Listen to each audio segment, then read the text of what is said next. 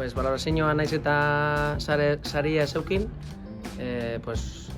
kriston denboralde egin ginen, kriston ilusioa sortu zen herrian, eta orduan naiz eta saririk ez eukin, prozesua baloratzen dut eta prozesua izan zen bikaina.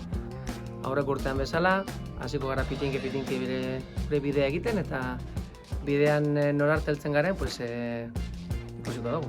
Eta gauzarik eta positiboena da, eta esanguratsuena ere, iazko taldeko 19 pertsonak jarritzen dutela, blokea mantendu egiten dugu, orduan seinalea da oso gustora ibili zirela iaz, eta orduan errepikatu nahi dutela, eta izatez etorren 3 fitxak izan dira jubiletik igotako 4 jokalari, eta aurreko urteetan Erasmusean ibilitako beste 2, orduan printzipioz, orokorrean iazko antzeko taldea. Hau da, iaz eukin ginen bide berdina egiten saiatuko gara, eta gero ikusiko dugu noraltzen gara. Helburua da printzipioz kategoria mantentzea, beste urte bete gutxienez lehengo regionalean egotea, eta egiten dugun bideak markatuko du hurrengo urtean egongo garen.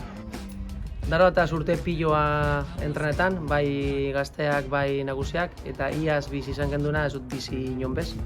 Orduan, iazkoa errepikatzea gustatuko litzaidake, orduan ongi etorri da guztiak ona arlo nagusiera guanimetan eta elkarrekin bidea egiteko.